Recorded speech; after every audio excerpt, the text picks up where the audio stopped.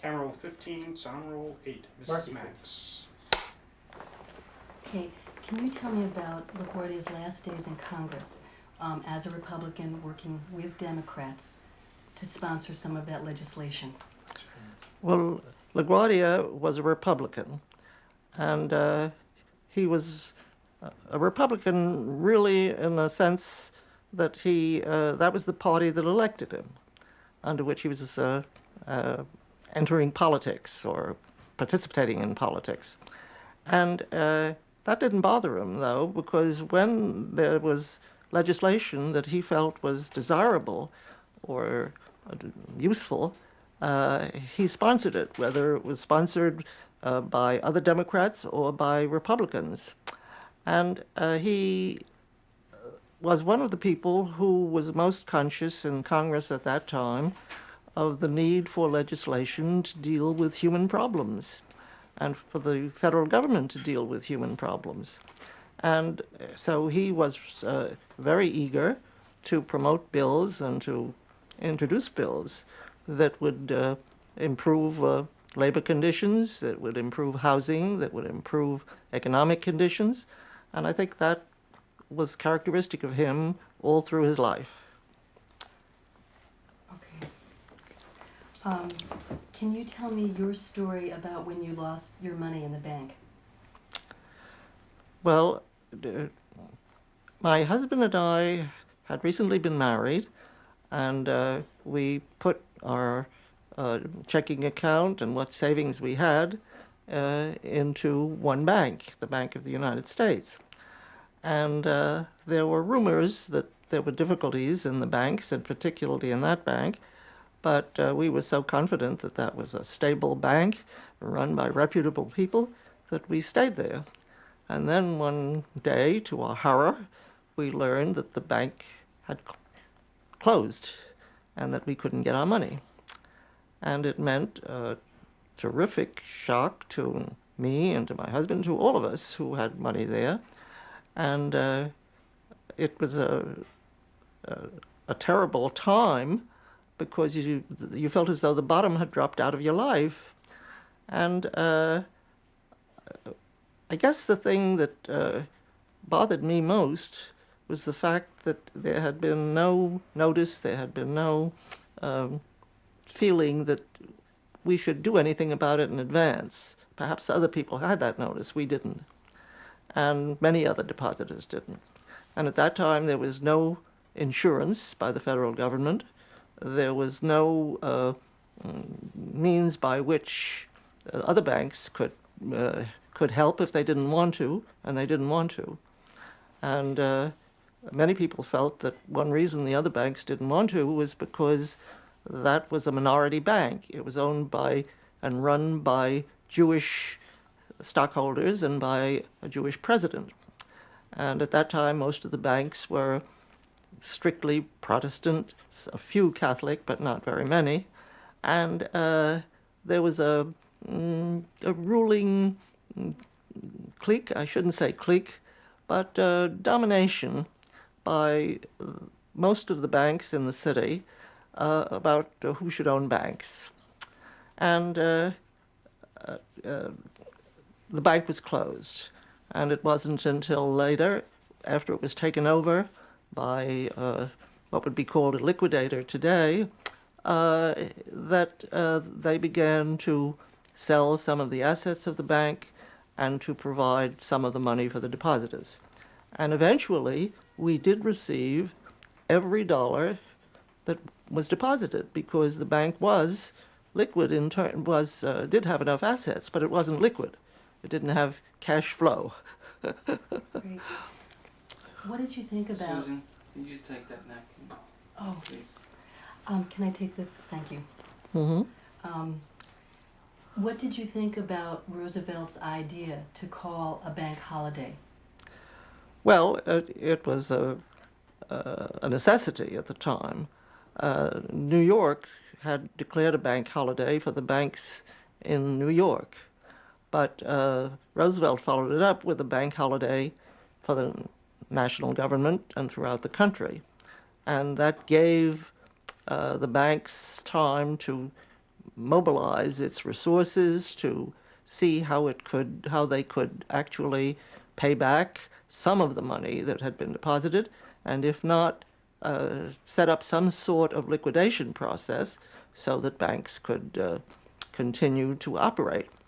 And it was a salvation because it meant that the avoidance of utter chaos in the way in which people could find their money, get some money, and continue to live if they needed the money, and most of us did. How did you feel about FDR? Well, I was an ardent supporter of FDR, and got everybody that I knew to vote for him, although it didn't take much persuasion in those days among the people that I knew. And there were some complaints that he was a patrician and that he really didn't care too much about ordinary people, but we felt that wasn't true. And when he came into office, I think he showed that that wasn't true, and that he really wanted to have a broad social policy that met the needs of the people of the country. And I don't think he was a follower of the trickle-down theory. I think he was primarily a person who was convinced that there was poverty in the country, need in the country, and he wanted to do something to help. And his fireside chat on 1/3 of the people unhoused, unfed, and something else. Right, that's later, yeah. Was something which I think he felt very keenly. What was it like to hear him on the radio in his chats? Oh, wonderful. He had a marvelous voice, and he really was able to convey the thoughts and the feelings that he had and that people themselves felt in a way that very few other public speakers had. And he spoke in a very cultured tone and measured words, but beautifully. Great. Yesterday you told me about homeless men in different pockets of the city, in the Bowery, in Hoovervilles, the flop houses. Can you tell me a little bit about that again? Mm-hmm. Well, there were homeless in those days, and most of them, almost all of them, were men. There were homeless families too, but they were generally taken care of by their own relatives or friends, or if they were immigrants, by people who had come from the same town or in the same area of the country from which they had come. And as a result, the emphasis was on finding and housing for people who are families. And the homeless were pretty much out of sight and were not spread around the city or spread into the suburbs or any place else. There were some in the suburbs too, but they were hidden. They were not visible. Sometimes they were on freight trains or in subway tunnels. At that time, there were very few subway tunnels, but compared to other times later on. But you didn't see them as much, and people therefore didn't know about them. There was no television, and therefore people had no way of seeing them unless they actually went into a few of the areas of the city where homeless people lived, and on the Bowery in Manhattan, and in some places in downtown Brooklyn, and Queens at that time was a suburb in terms of the city itself, and the Bronx did have subways, so that it had more apartment houses and was more of a city area. But again, most of the homeless people that we knew about, and I lived in Manhattan, were in the lower part of Manhattan and were not spread around the country, or not the rest of the city. Great. Can you tell me about Tammany? We have to change rules. Okay. Yeah. Great. Take two. Mark it. Tammany? Tammany Hall was in charge of the city for many years before LaGuardia came. And the city had become so accustomed to corruption that it was hopeless to try and get anything done without paying in some way or in some form for what you got. Bus franchises, for example, were given out to people who paid large sums of money to city officials. And small things, contracts, jobs were given out to people who either paid for them in cash in the form of bribes, or else in terms of jobs for in city agencies, they had to work in the political campaigns and ring doorbells and ask people to come out and vote for the Tammany officials, and that was the return which they had to give for the job that they got. There was civil service, but it was not a very, what shall I say, it was not a very effective civil service. It could be flouted in various ways, and there were many provisional employees who were not civil service, so that you had a vast reservoir of booty which Tammany dispensed and used for its own purposes. By that I mean that the leaders of Tammany used the money for his or her own purposes, and most of the leaders, almost all the leaders, were men. So that was a situation when LaGuardia came in, and it was not an easy situation to resolve, because in order to get Tammany out, you had to ring doorbells. You had to have an organization that rang doorbells, and you had to have an organization that got to people individually to tell them how to change things and what they might be able to do if they elected LaGuardia.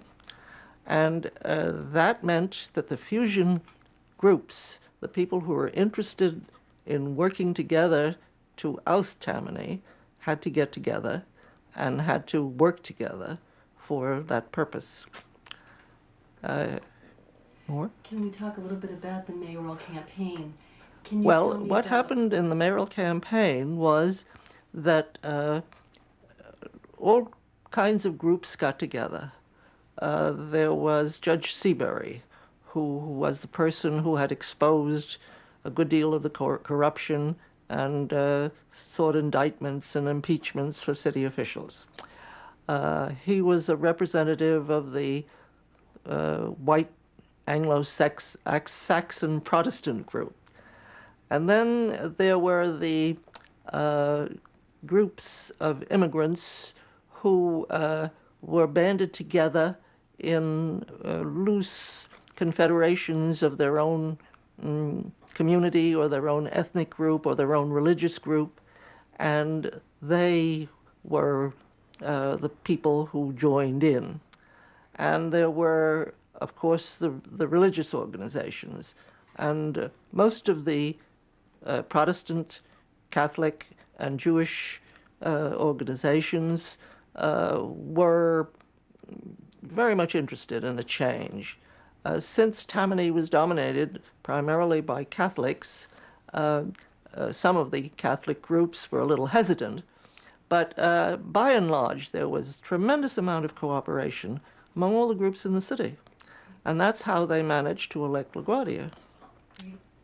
How about LaGuardia's campaign style, the ways he would go into different communities? Can you describe that? Well, LaGuardia was a very earthy campaigner. He came into a group, and he was part of the group in a few minutes. And if it was a Jewish group, he spoke Yiddish. And if it was an Italian group, of course he spoke Italian, since he was of Italian origin. And if it was a Hispanic group, well, there weren't too many Hispanic people in those days because the mass immigration of Hispanic people hadn't begun yet. But in blue-collar workers, he wore a blue collar when he went there. He was able to really make people feel that he knew them, and he wanted to help them, and he felt that government could help them, and in a way that didn't involve payment of bribes and corruption of various other kinds. And as a result of that, he won the election, in spite of what had been considered before very serious doubts that he could win. Since he was not an orthodox candidate, he was very unorthodox, and many Republicans didn't like him because of his social views, but most of the Republicans did. They too had felt the need for change, and they were willing to go along with his eccentric views to bring about that change. Great. Can you tell me about the difference in campaigns between how Tammany ran their campaign for mayor versus how LaGuardia ran his campaign? Well, Tammany ran its campaign primarily through the local captains of the districts. They did run a citywide campaign too, but most of the emphasis was getting out the vote of people who would vote for their candidates. And the way in which you did that was to have people ring the bell of all the people who lived in an apartment house, or ring the bell of all the people who lived in a row house, and actually talk with the people who lived there and try and persuade them. And they were very effective in that because it was a human touch that they needed very, very greatly in order to be able to prevail. And for many years, that had been the way in which it was done. Of course, in those days, there was no television, and there was radio, but it wasn't used as much in campaigning as it is today. And it seems that before the days of LaGuardia, that was regarded as the acceptable way to get elected. Great. Okay, Mayor LaGuardia was elected. He takes office. What is New York City like? What is the New York City that he encounters when he takes office? Well, New York City was hit by the Depression in those days when LaGuardia took office, and there was a great deal of misery and there was a great deal of difficulty. The one way that's been very well publicized and very well known was that people sold apples for 5 cents a piece on the street, and there were many of them. And there were other people who took all kinds of jobs, regardless, in order to be able to get somewhere. My husband had someone who came to him and told him that his son, who had just graduated as a lawyer couldn't get a job. And the man said that he found a lawyer whom he paid to give the son a job, and the lawyer in turn gave the payment to the son as salary, so that there was no bribe, but it was a transfer of payments, which the son didn't know about, but which served his purpose in making him feel that he had a job and he could work and he could do something. How about the economic situation in terms of bankruptcy, banks not being willing to lend New York City money? Can you talk about that a bit? When LaGuardia came in, the city was in a budget crisis, as it generally is each year when the budget is made. But that year was particularly bad because the city couldn't balance its budget. And there was a law which said that the city had to balance its budget. And they decided that the only thing that they could do was to try and borrow money from the banks. And the banks wouldn't lend money unless the city pledged itself to reduce its expenditures so that its anticipated revenues, the money that would be coming in from taxes next year, would equal the proposed expenditures. And the deficit at that time was $30 million. I'm sorry, we ran out of film. Okay. Do you need this, or would no. you like some juice? No. Okay, mark it. Okay, the situation in New York. The economic situation in New York. The relief situation and the economic situation in New York was pretty bad. As far as the city was concerned, the city couldn't get money from the banks, and the banks insisted that LaGuardia cut the budget by $30 million. There was a big deficit. $30 million was a lot of money in those days. And the only thing he could do, he said, was to make cuts in every area that he could. And he went at it the way mayors generally go at it, by trying to cut excess jobs, not fill vacancies, cut salaries. And he didn't have the right to cut salaries without approval of the legislature. And so he went to the legislature in order to get such approval. And it was not easy because the city employees were affected and they naturally opposed it. But it was something which the legislature felt and the mayor felt and the governor felt had to be done. And that was done. And the net result was that they did cut the $30 million from the budget, and they were able to get the banks to resume giving loans to the city, and they went ahead after that on that basis. But it was a very difficult time for the city, and one which led to a great deal of difficulty in the provision of city services. Can you tell me about how when you were offered a job by LaGuardia and the salary situation? Well, I was offered a job by Mayor LaGuardia as secretary of the Board of Estimate and Apportionment. And at that time, the Board of Estimate and Apportionment passed on the budget and actually was supposed to make the budget. It had passed on all contracts and had a staff available for the preparation of contracts and the supervision of contracts. It had a retirement system for city employees. And as secretary, I would be the person who would be in charge of those activities. And the mayor asked me if I would be willing to take the job, and I talked about it and said I would, and I asked about the salary. Well, the salary had been, for the previous Tammany appointee, $12,000 a year. But the mayor thought that that was absolutely outrageous, and he suggested a salary of $7,000 a year.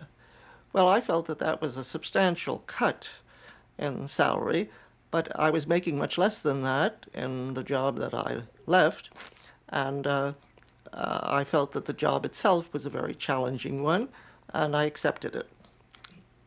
Can you tell me about charities having reached their limit on what they could provide? There was no public outdoor relief in New York City in the early 1930s. And as a result, the private charitable organizations had to deal with the people who needed help. And they had soup kitchens for people who were hungry. They tried to provide as much shelter as they could, but that wasn't very much. And most families had to live with their friends or their relatives or with their mothers or fathers or grandfathers in order to be able to live at all. And as a result of that, the charitable organizations felt very strongly that they had to have more money.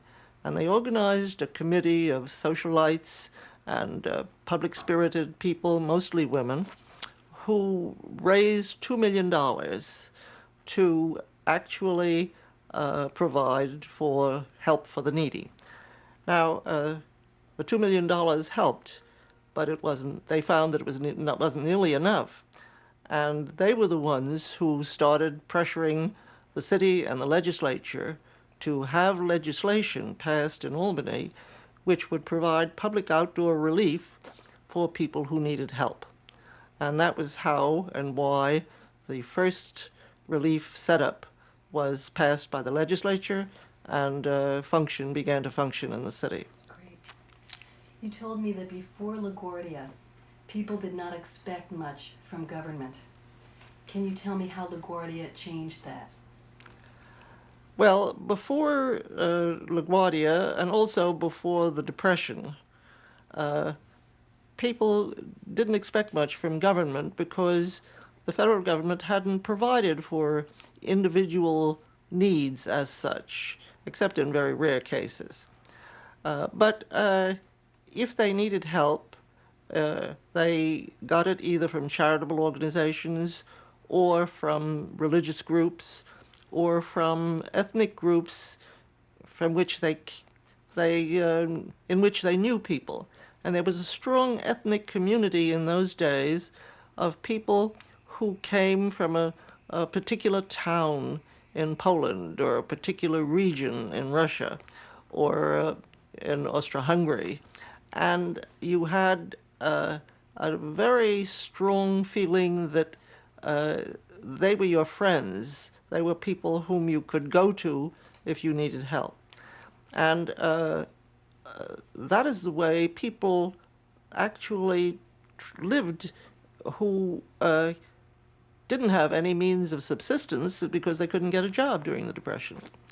And that worked to some degree, but certainly not to the degree in which it enabled people to really get what they needed.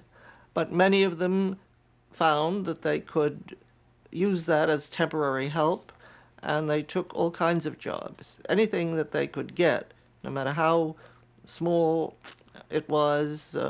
The people who sold apples on the street for a nickel were everywhere. And how did LaGuardia change that?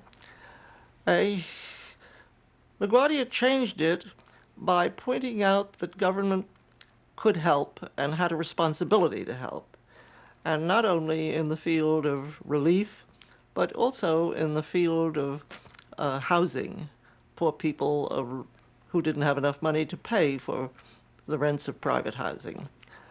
He did it in the field of health clinics for children, and the setup was such that people were very grateful for the fact that government was really beginning to give them a sense of well-being, of being part of the community, of being able to function and perhaps improve their lives in the community. Wonderful. Can you describe for you the sense of excitement being part of this new reform administration? It was very exciting to be part of the new reform administration. For one thing, LaGuardia was an exciting person to work with. And for another thing, the things which he espoused and which he was doing and which he wanted were things that I felt were very much to the benefit of the community. And as a result, not only I, but the people around me who worked with me felt the same way.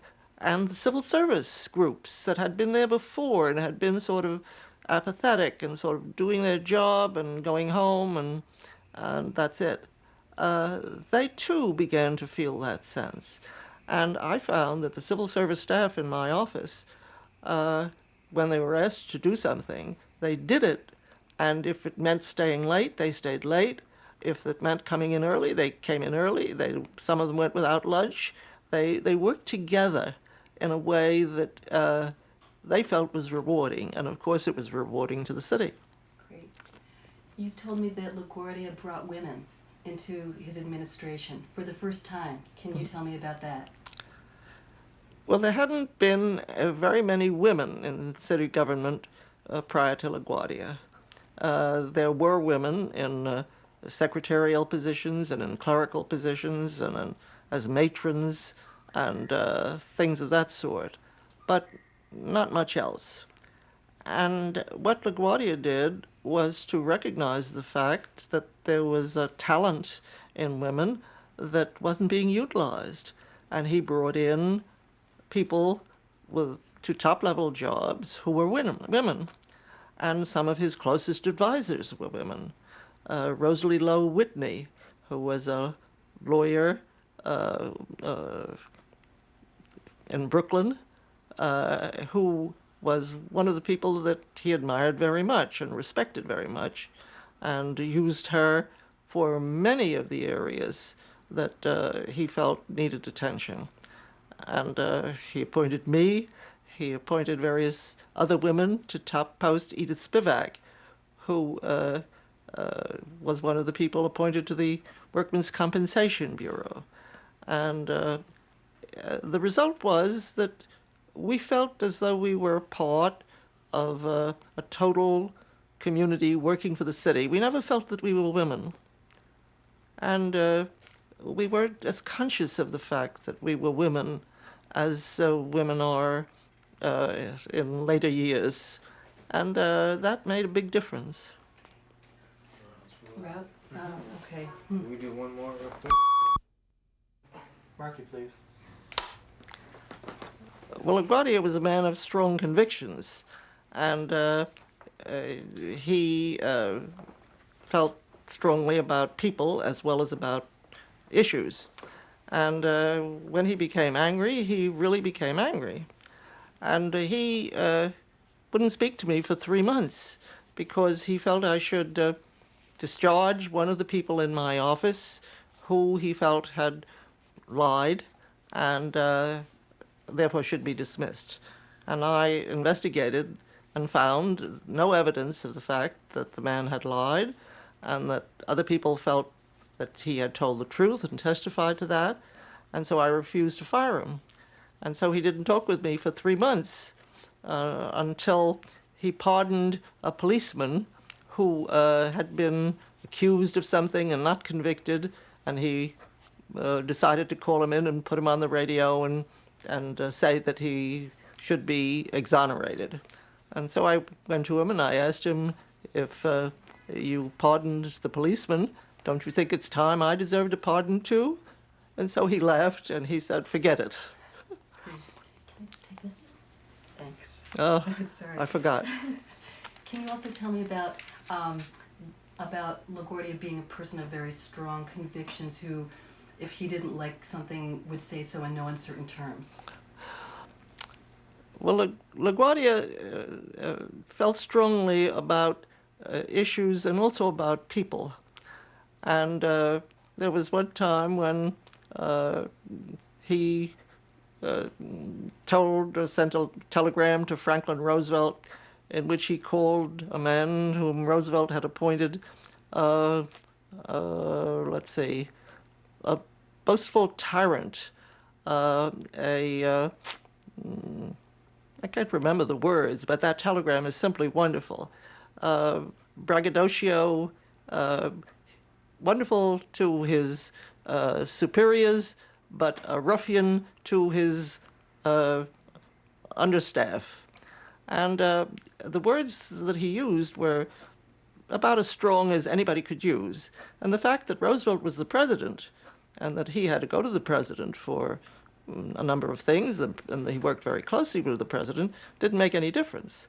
He sent that telegram. How did LaGuardia and Roosevelt feel about each other? Well, I think there was a mutual respect for the other's views, but a very great difference in personality. And I think that LaGuardia, well, I can't speak for LaGuardia, but my intuition tells me that he felt that Roosevelt was sometimes a patrician who didn't understand the needs of this community, and in turn, Roosevelt felt that LaGuardia was just talking off the cuff and was really pushing much too hard for things that he really didn't know about. I don't know. I'm just guessing there. But they worked together, and they worked together very well. The major disappointment, I think, that LaGuardia had was that he was not able to get an appointment in the United States Army in World War II. And I think he felt very strongly about that. A couple of questions about Bob Moses. You talked about how... Stop for a second. This...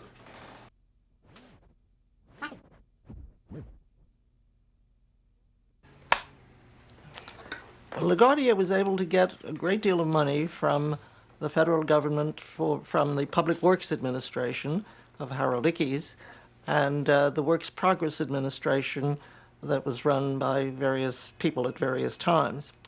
And one of the ways that he did it was to be prepared with actual plans.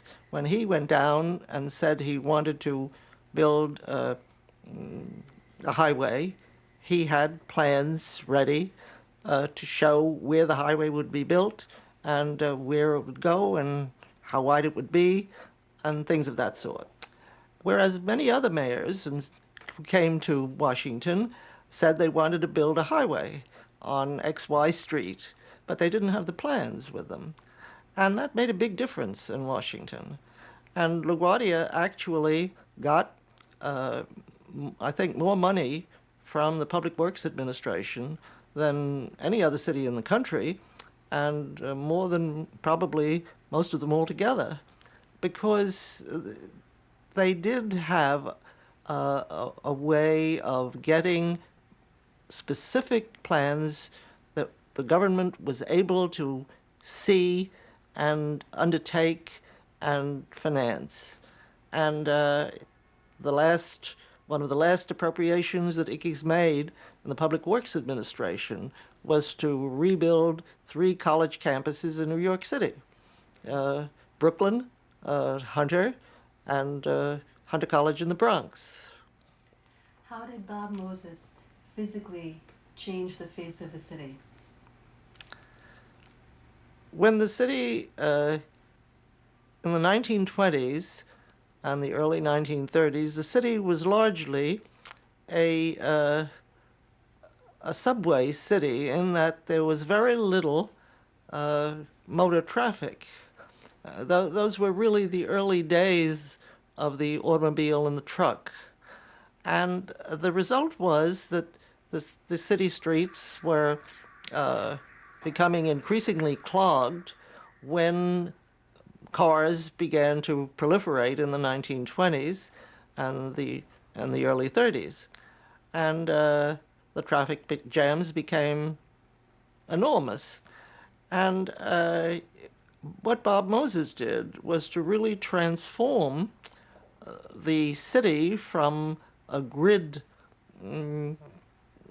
structure that had been planned way back in the early colonial days into a structure which was surrounded by highways and parkways, and made use of the possible areas of expansion in the outlying districts of the Bronx and Queens and Brooklyn, and which also brought into the compass of the community the suburbs, because Moses had been the president of the State Council of Parks, and therefore could plan for the state parkways, which fed into the city system.